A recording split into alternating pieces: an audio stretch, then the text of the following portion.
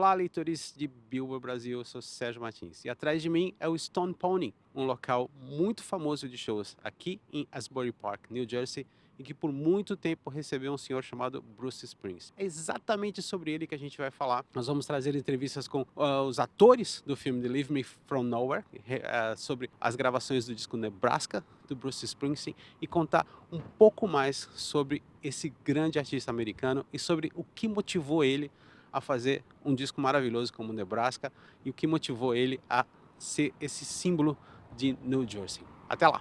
When I was reading the material of the movie and your interview for Los Angeles Times, and you said when you were invited to be Bruce Springsteen, you said, "Why me?" Yeah. So I give you the answer. Why Bruce? Well, I'll start with Bruce's music has meant so much to me for since I can remember music.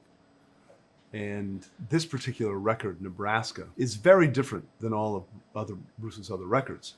And it seemed to me to be better to make a film about Bruce Springsteen, because when you make a film about Bruce Springsteen, you're making a film about America's soul, because he speaks to so many of us. And there's a misconception about Bruce in some places, some of his lyrics, Born in the USA being one of them. But that's not the Bruce Springsteen that we're discovering. We're discovering a man who is dealing with some unresolved trauma in his life. He's a man who is fearful of the type of success that he's headed towards. And this is a man who feels like he's no longer like the people that he grew up with. And Bruce grew up in very meager circumstances. But what draws me to Bruce is his ability as a songwriter to really capture what it means to be human. So I wanted this film to be a film about human frailty.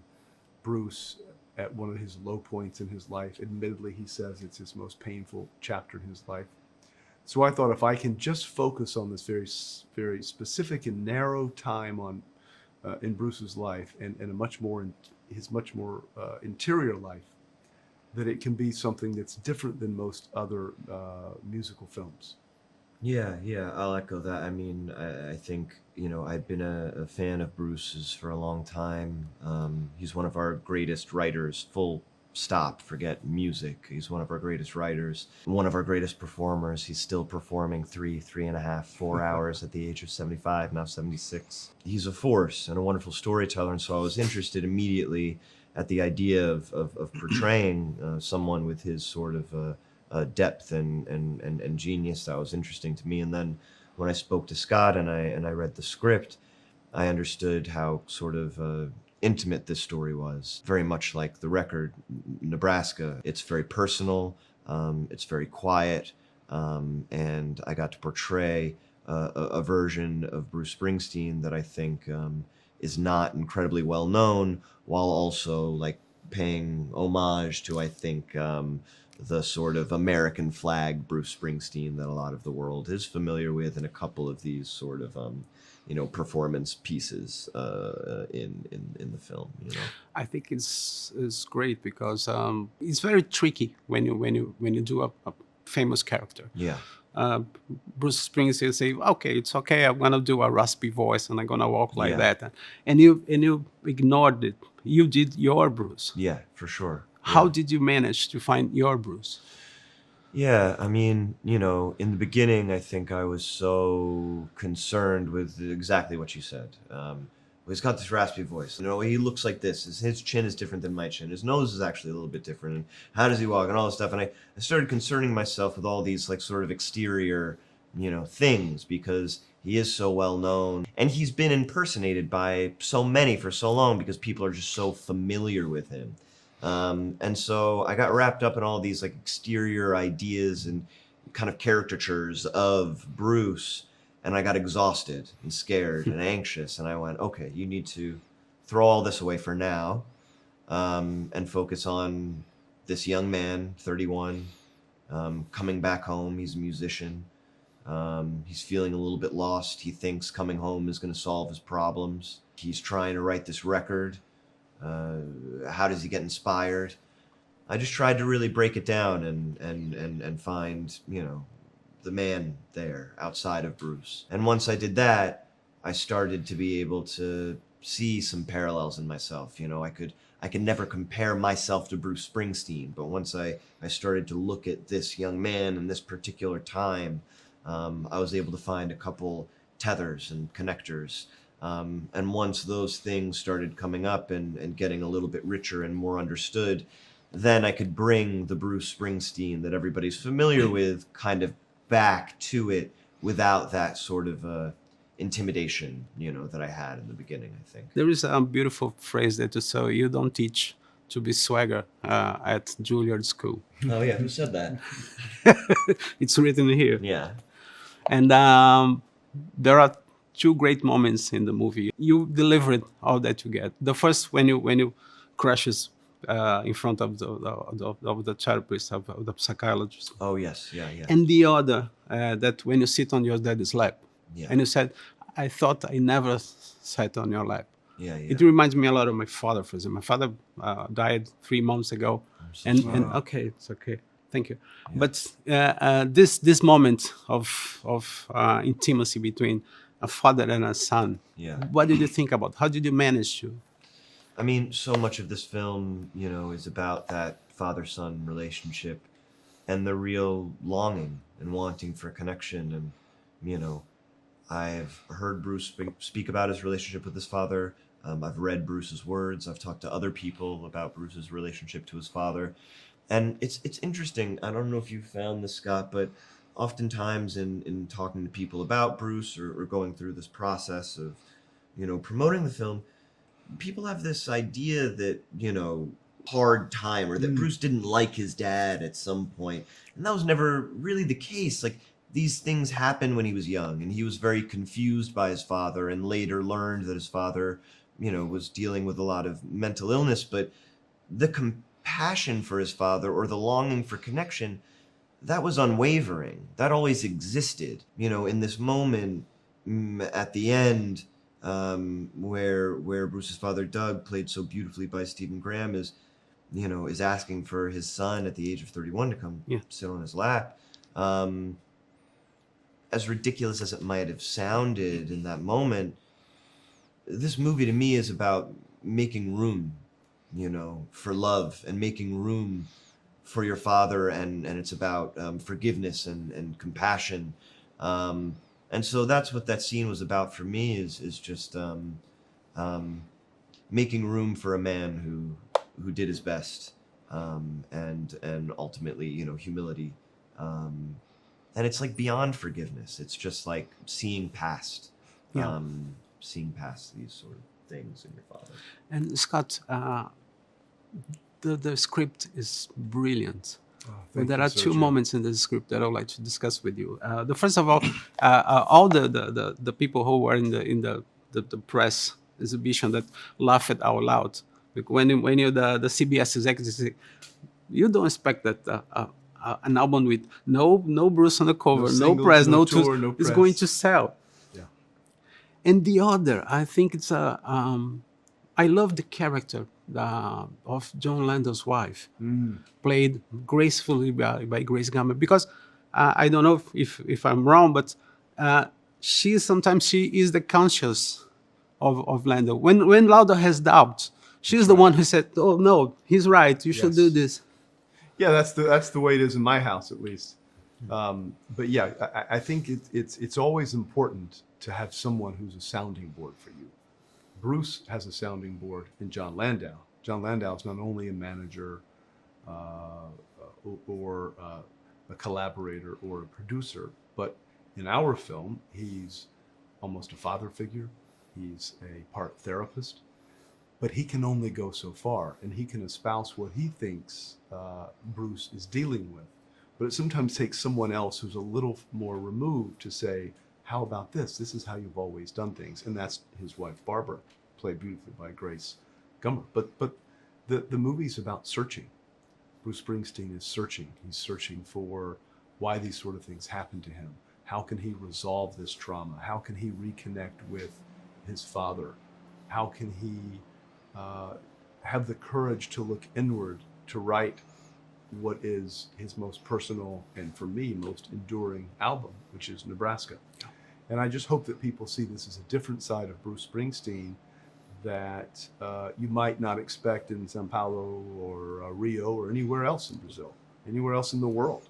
They think of Bruce as iconic and mythic, but this is a very human portrayal. I thought that the executive was Walter Yetnikov. Kronholz played like he was a Walter. Right. It's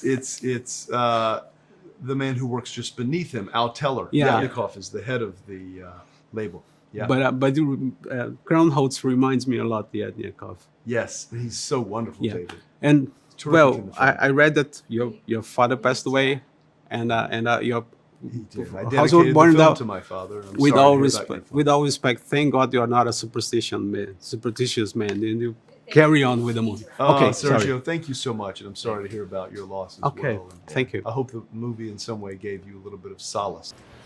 You are known for being a very methodic actor, and one thing that I noticed for you to be Jon Landau is your voice tone. How did you manage to be Jon Landau? When you're playing real people or characters based on real people, there's a lot of source material. Study that endlessly until like your eyes fall out of your head, and then hopefully by osmosis and a lot of work, you can kind of rearrange yourself. Shakespeare said in Hamlet, he said that use can almost change the stamp of nature. I think your job as an actor sometimes is to change the stamp of your nature. Voice is a very important, if not the most important part of that. And Jon is a very sort of, specific person. So you want to capture all of that as accurately as possible. And Jon and Bruce were in the set most of the time. Yeah. How did you learn what did you learn from Jon and his relationship with Bruce? A lot of the work I have to do is sort of in solitude. There's a lot I learn from watching video, listening to audio interviews, a lot of reading, a lot of studying on my own. Often meeting people is not the way to prepare as an actor. Most of the time I'd rather not meet them. Mm-hmm. Jon was very generous and open. We spent a lot of time together, and so that was invaluable to be able to ask him every question. And a lot of his answers informed what I did. And then when I felt I had taken ownership over what I needed to do, having them there was just incredibly additive in terms of, they're being available, Bruce and Jon, to answer any question before every scene. What else can we say? What were you thinking that day?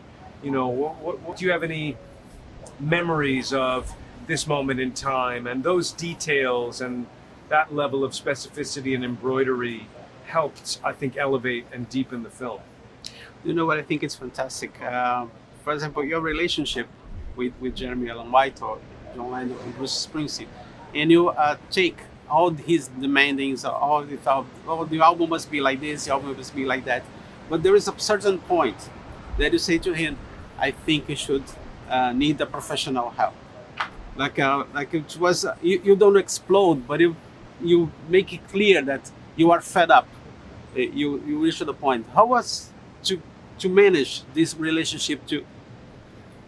Well, I actually think that moment, not about being fed up with him, it's actually a moment where Jon, the friend, supersedes Jon, the manager or the producer, and recognizes that he can only help his friend get so far, but that he's dealing with depression and he needs professional help. He needs therapy. He knew that he didn't have the tools to help Bruce take these next steps, and that was something Bruce was going to have to do himself. And so those were words that Jon actually said. That's a real phone call that happened after Bruce took this cross-country trip and, in a sense, had a breakdown. And Bruce has written about it in his autobiography.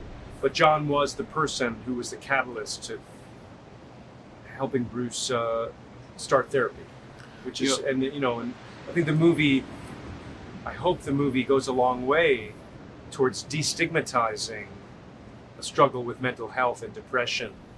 You know, if Bruce Springsteen can ask for help, Yes. and there's no shame in that, that's a wonderful thing for everyone to know. If Bruce Springsteen needs help, who can I say us? We are running out of time. I think there is a character that I love. This is Barbara, Jon Landau's wife, played gracefully by Grace Gammer. Yeah. And for me, he plays like he's being the conscious of Landau. Yes. Yeah. Yeah. Well, Barbara, you know, in a sense was, and she was kind of Jon Landau to Jon. Yeah. I love those scenes as well, and Grace is a brilliant actress. You know, a lot of this film for Jon is a kind of test of his faith in Bruce, of his understanding of Bruce, and he's pulled in different directions: the commercial direction, the artistic and spiritual direction, and ultimately he chooses the artistic and spiritual direction. And, you know, he's been there by Bruce's side for 50 years. So I love that we got to tell the story of their friendship. Thank you very much for the interview. Thank you. And you are brilliant in this Thank show. you so much. And the interview with Stephen Colbert was perfect. Oh, thank you. When you quote James Baldwin, Yeah, that's a beautiful thing that he said. Thank you.